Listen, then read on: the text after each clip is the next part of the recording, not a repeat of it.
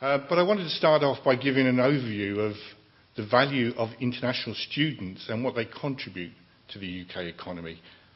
In a recent report by Universities Minister David Willett, it was actually produced in 2011, which would refer back to Andy Davies' slides that he showed this morning. It was estimated that overseas students studying in higher education in the UK paid 10.2 billion in tuition fees and living expenses. So that's their whole T&E contribution to the UK. And if we looked at overall education exports, if we can use that expression, that contributed 17.5 billion to the UK economy. So in that year, there were 435,000 international students studying at 163 publicly funded higher education institutions. Now, the government says it plans to increase the number of international students in the UK by 15 to 20% over the coming 5 years. The target markets, not surprisingly, are the BRIC countries, Brazil, Russia, India, China, along with Indonesia, South Korea, and emerging European nations. So clearly, there's going to be increasing pressure from the government to increase the number of places available at university. The growing popularity of MOOCs, massive open online courses, which no doubt Andy Lane will expand upon shortly, will mean that universities will have to do more to encourage students to travel to the UK rather than to study remotely. This plan poses a number of questions. Do all of the universities have a thorough and well thought out international strategy? And if so, are they consulting, engaging, as we talked about earlier on, with the travel management companies to work with them in order to facilitate the strategy? And in terms of looking at how higher education has been developing and could develop and its impacts therefore on travel, and particularly international travel, we've already had highlighted some of the issues. And I think as with some of the discussions on the table I was on this morning, there's the elements of thinking, what is the financial cost? What is the actual time cost that's involved with some of the things that are happening? What's the environmental cost? And particularly, I think I was first approached to sort of be on here because of that environmental cost element, and particularly, as you'll see in the details you have about me, recently completed a Joint Information Systems Committee funded project under their Greening ICT programme called SUSTeach, which was updating some work done by colleagues a few years back and looking at the carbon impacts of different higher education teaching models. Now, it's not easy doing that and collecting the data and even categorising what higher education teaching models are, because they all vary so much. But if we want to add in some things of the environmental costs alongside issues of the financial costs, and I'll also say the time costs, then you have to start looking at these as well, because there are inevitably trade-offs. You can't get a triple win on this in many situations.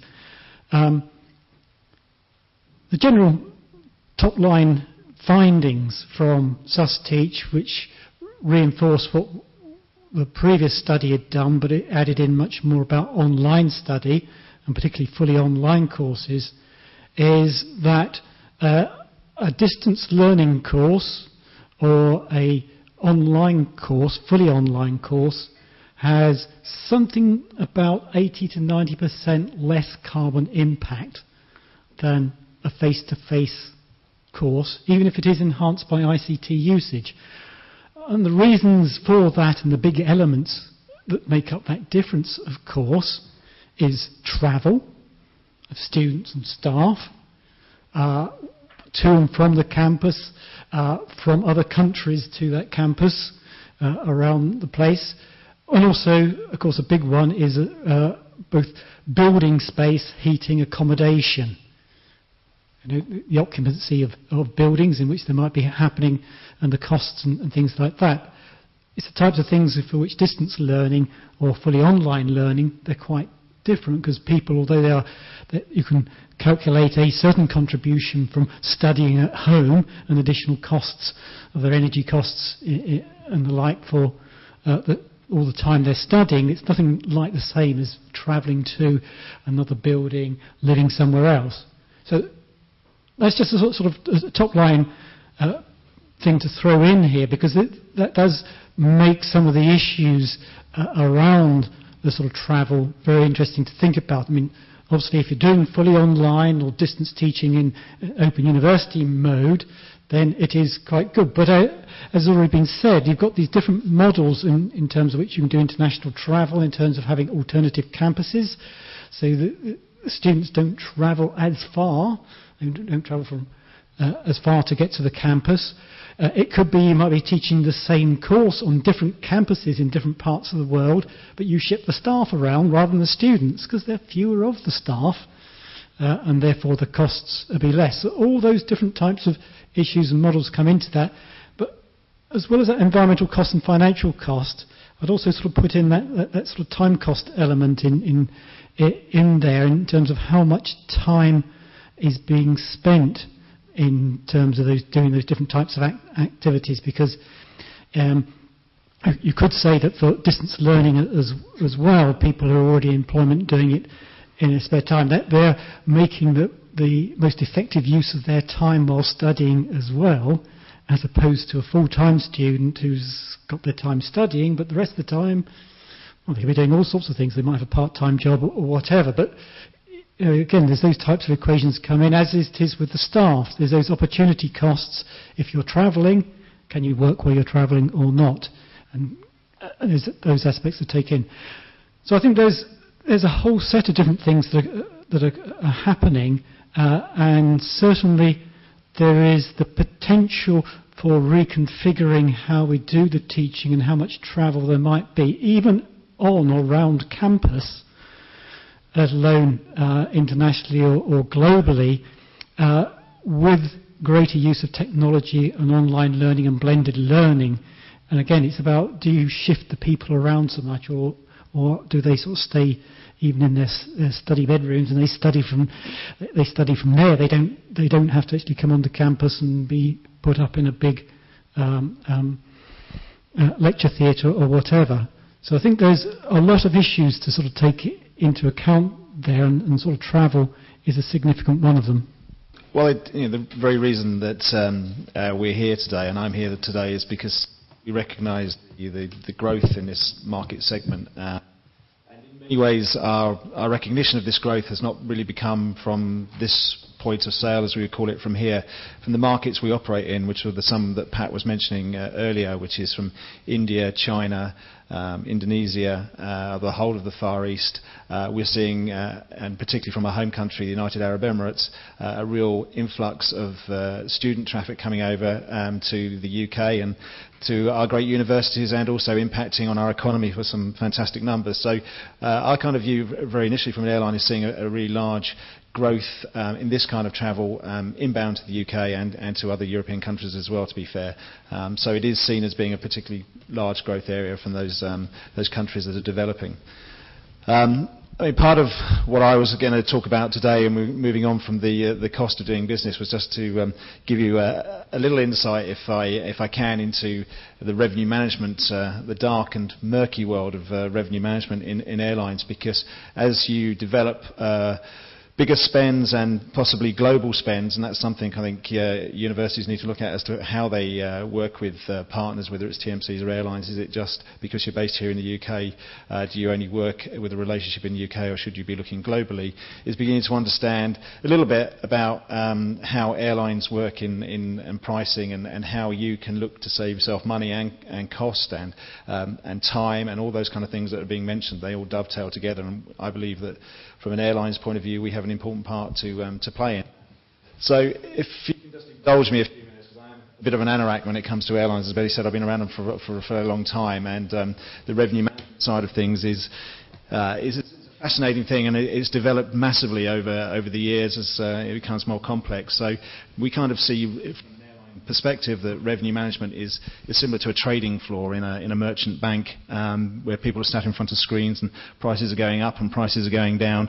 And quite literally, millions of fare changes are made every day. So how can we expect the likes of you guys out there and our partners in the travel management company to be completely on top of that, making sure that you're getting the best value for money, as well as the quickest time and the least impact on cost from time and environmental issues and all that kind of stuff. So it is highly complex tools that have been developed with people changing the pricing around all of the time. And if you just imagine one of our 777s will leave Heathrow, actually hopefully there's one trundling down the runway about now, if it's on time, with 300 passengers on board. Of those 300 passengers that on our aircraft could be going to 70 different destinations. They could have originated from 70 different destinations. They will fly on that down to Abu Dhabi and then head on to those 70 destinations. And each of those 70 destinations have a different economic model. Each of them are in a different stage of maturity in terms of the way they do business. Some people will book 6 months out. Some people will book 6 days out, and there's everything in between. And as buying a price, as you as a buyer, it depends where you fit in that scale as to what price you're going to get from that airline at any given time when you go. So the first rule we have within airlines is we're actually competing for that seat internally before we even get out into the marketplace. Things such as foreign exchange, local economic environment will actually depend on the cost of that ticket in each country. So what I mean by that is if you buy a ticket from Sydney to London in Australia, it actually costs you a lot more than it does at the moment buying a London to Sydney ticket because of the pound against the Aussie dollar. So immediately that Australia will have access to more of those cheaper seats you're trying to get hold of here in the UK than maybe you would here. So that's just a little scope of some of the complexity around carriers that have grown up, such as my own and others that are called Sixth Freedom carriers, which are basically flying into a hub and then sending people on all over the world, as opposed to a European model where you get on a plane in London and get off at Paris, and most people that are getting on that plane get off in Paris and go and do their business in Paris and come home again. So there's a whole lot more complexity put in there, which makes it very difficult, as I said, for you guys to kind of find what the best pricing is, which is why we have TMCs to help you with that. And that's another key thing, is when you're looking at how you're going to price and get these students around, it's a very different model on a long-haul flight to what it is on a short-haul flight. So you have to think about the way you buy, the way that you encourage your travellers to look at their travel and when they're planning to book very differently, and that will reap the rewards for you if you treat that differently. And I thought I'd just sort of finish off with some insider tips, really, for you here. Just as we're talking about growth all over the place, but do think and challenge. But do book early. It's one you hear a lot around before, and there's always this big fear about the cost of change. If I was going to leave it to the last minute, I might not be able to go. Things have moved on a long way, and if you're taking a business risk and a commercial decision about saving the price, if you think there's a risk at the end, assess it, because the change fee or the cancellation fee may not be as high as you think. And certainly in the commercial world, we've seen people getting pretty astute about that, taking advantage earlier because they build in the cost of a cancellation or a change, and it's an acceptable cost of doing business based against the ratio of cancellations that they see. The other important thing is, we were talking about it, travellers around about are very used to flying straight on point-to-point carriers. So if you're going down to Mumbai, for example, you would get on a plane to London, get off at Mumbai. There are alternatives of obviously recommended in transiting through the Gulf, and that can give you savings quite considerably. And these days, the actual difference in time is not as much as it used to be. There's a very quick connection through. So it is a couple of hours' time calculated against the cost of the direct flight, a saving worth having.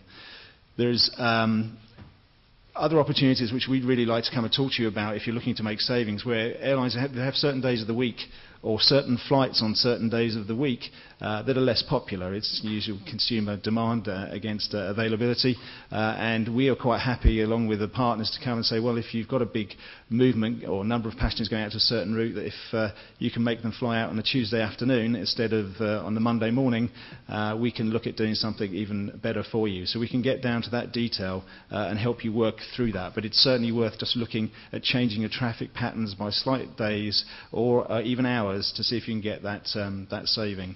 And we found it with other companies where people have taken a later flight and put in an extra hotel night, and the extra cost of the extra night's hotel is still less than the saving made on the airfare. And there is also a CSR responsibility that people arriving, having a night's sleep, and then being able to go straight into the office the following morning much more refreshed. So there are options around that. Another little insider tip, keep your eye out for new route launches. If you've got business to a certain destination, you see an airline launching a new route. Generally a new route launch means empty aeroplanes and therefore good deals to be had around. And in the ever-expanding networks of certain carriers, there are always opportunities around that area. And again, I'm sure you're getting advice on that. Combination of trips, both from a cost-saving situation and from an environmental issue.